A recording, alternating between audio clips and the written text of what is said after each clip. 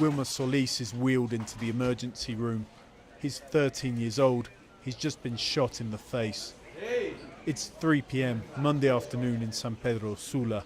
His aunt Raquel Murcia watches anxiously, hoping the doctors can save him. Cuando llegó él a la casa y me dice, tía, le voy a traer voy a ir a la pulpería a traerle un café, vaya después. Y entonces sale del portón solo a que le tiraran el tiro. Nosotros lo oímos, mire, ¡pam! Ay, Dios mío, el niño, les digo yo, acabé de salir.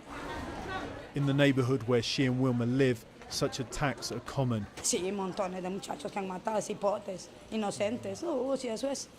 Si eso ahí estamos como que estuviéramos en el rastro. Eso es tremendo, ni quiera Dios.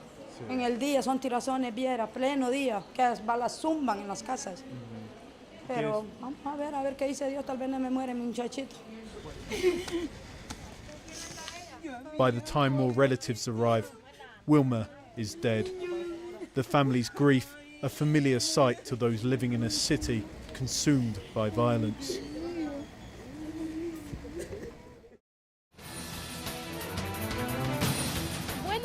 Desde San Pedro Sula, donde las muertes violentas no dan tregua. La noche de este The people of San Pedro Sula have woken up to the same news for years. With a population of around 1 million, the city is the country's economic hub. But it's become best known as a gang battleground.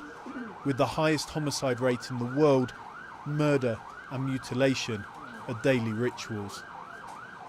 Two brutal street gangs, the Maras 13 and 18, fight for dominance and territory. Deported from Los Angeles in their thousands in the 1990s, coming home has proved lucrative. As Honduras' significance as a drug transit point has exploded, so has their power. They threaten and extort. Those who don't pay are killed. In May, a rare glimmer of hope, gang leaders issued an apology from behind prison walls and a promise to end violence and extortion. Apoyo moral. I asked the Mara 13 leader, known as Marcos, what they wanted from the government in return. Materiales para trabajar. Nosotros queremos trabajar y eso es lo que queremos, eso es lo que urge. The government still hasn't responded. In that time, hundreds more have been killed. The safest way into the city's many gang-held neighbourhoods is with the military, drafted in to prop up the failing forces of law and order. For the past couple of months, the army has been patrolling the more dangerous neighbourhoods in San Pedro Sula. They've told us that it's because the police was too corrupt to do its job. We're going to visit the family of Wilmer Solis. It's the day his body is arriving home. Lieutenant Oscar Vasquez describes how violence has torn apart the community. Estamos en un punto fronterizo. Esta es una calle que divide la zona de la 18, Mara 18 frontera, y la zona Salvatrucha, que es la MS, que también le llaman Mara M13. Aquí lo que sucede es un conflicto que se tiene por disputa de territorios. Ellos disputan sus territorios por venta de drogas, por secuestros, robos. Ellos tienen controlada todas estas zonas.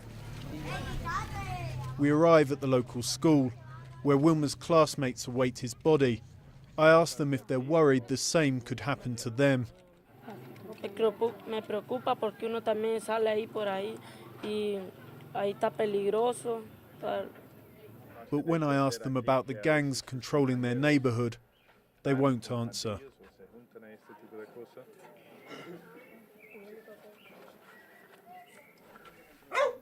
Wilmer's family tell us the 18 gang want their house. His murder, a message to get out. The soldiers hear the home has now been surrounded by gang members. They stop and search those they suspect. Everyone is under suspicion. But any gang members melt away into the neighbourhood. No one is found. Lieutenant Vasquez says this community fears the gangs much more than it trusts the government. La gente no apoya y es por temor porque están amenazados y tiene razón porque en algún momento nosotros salimos de acá y ellos se quedan expuestos de nuevo ellos emigran La mara emigran a otro lugar, pero nos vamos, entonces ellos regresan y ya hacen de las suyas, ¿no? At the school, Wilma arrives and is carried into a small classroom. Young and old look at his face for the last time. His primary school teacher, Elvidio Garcia, is struggling to cope. Me hace flaquear mi fe. Y en esos momentos digo yo, bueno, pero Señor, ¿y qué pasó? ¿Dónde estabas tú? Para mí eso es lamentable, que jóvenes muchachos nuestros vecinitos que los hemos visto, estén fracasando de esa manera. ¿Qué se tiene que hacer entonces para mejorar esta situación? Mira, yo creo que una de las principales cosas sería pues comenzar a invertir en los jóvenes, en educación. Mira en el área donde estamos trabajando en unas condiciones pésimas. No tenemos unas condiciones para poder darle también a los jóvenes unos talleres para poder ir mejorando su vida. 2 out of 3 children in Honduras are born into poverty. A broken education system means they're likely to stay there.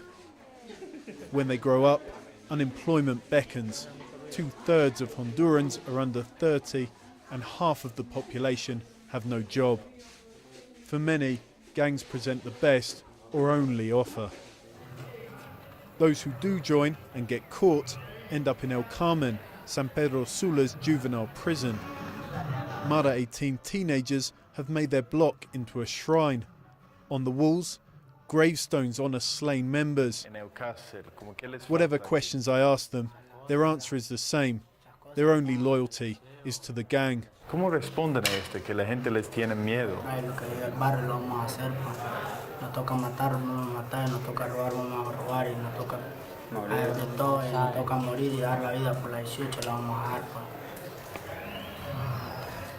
In the block next door, the Mara 13, Bodin says the gang was a way out of the monotony of life in a poor neighbourhood. In return, he claims he killed at least 3 people. You're having fun, you know, having girls, you know how we learn to smoke and do all of them shit, you know, bad things, you know. He says he'd like to be a carpenter, but there are no classes, no chance to learn here. The government won't pay for the teachers. Sent here for rehabilitation, the prison seems nothing more than an incubator of future violence. In the aftermath of violence, like Wilma's murder, justice rarely follows. No hay esperanza y no hay respuesta. La gente tiene mucho miedo de hablar, saben quién fue, saben, en el caso de este niño, estoy seguro, completamente seguro, que saben quién mató a este niño, pero no van a decirlo. Y como no van a decirlo, es difícil que tengamos a una persona en la corte para juzgarlo y para condenarlo. Ramón Barrios, a judge, has lost faith in his own legal system. Una persona que mata en Honduras actualmente tiene alrededor de 95% de posibilidades de no ser capturado. Así que la impunidad es grande en Honduras y tiene una respuesta. ¿Cuál es la respuesta? Falta de investigación. No hay investigación en Honduras.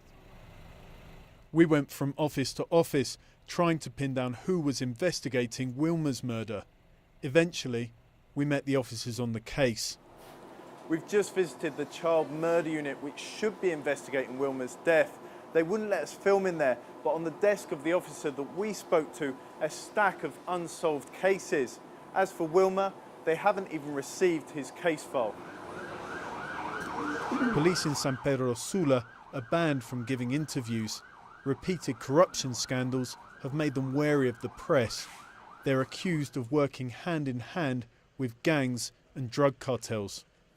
Officers told us privately they don't have the money to investigate crimes or protect witnesses, and that gangs kill 90% of those who testify.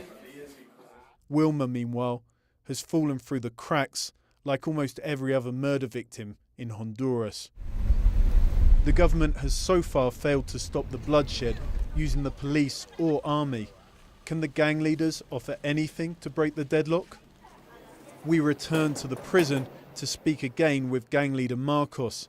This time, our cameras weren't allowed in, so we filmed secretly. On our last visit, he had promised to halt the violence. ya totalmente ya terminó.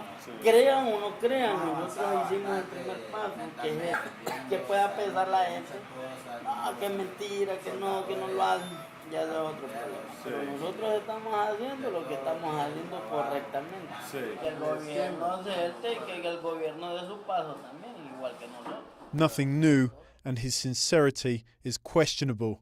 Many more have died since the gangs made their promise to stop killing. But their offer of talks remains.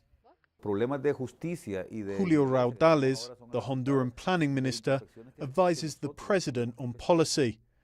I asked him for his direct response to the gang's offer. Yo no estaría tan seguro de que sea conveniente para un gobierno negociar y dialogar con personas que no están dispuestas a cumplir con la ley. But later, when I asked again, the policy seemed to have changed. Tú no puedes ir a un diálogo sin nada. Tú no puedes ir a decirles a las pandillas, ya no quiero que sigas matando, o no quiero que sigas robando, o no quiero que sigas delinquiendo. Y ya, porque yo soy el gobierno, tú tienes que decirle, mira, aquí tienes una opción mejor. Y esa opción en ese momento no existe y hay que crearla. Debería ser una prioridad para cualquier gobierno. Just to be very clear about this, the government hasn't come to the table. The government isn't talking to the gangs because at the moment it has nothing to offer them. No tiene en este momento. Algo claro, algo concreto que ofrecer, no lo tiene. The gangs and those calling for more opportunities have their answer. A bleak outlook for a generation marked by an increasing number of crosses in Honduran graveyards. The cemeteries are filling up with the 3,000 young who have been killed in the last 3 years alone. Today is the turn of Wilma Solis.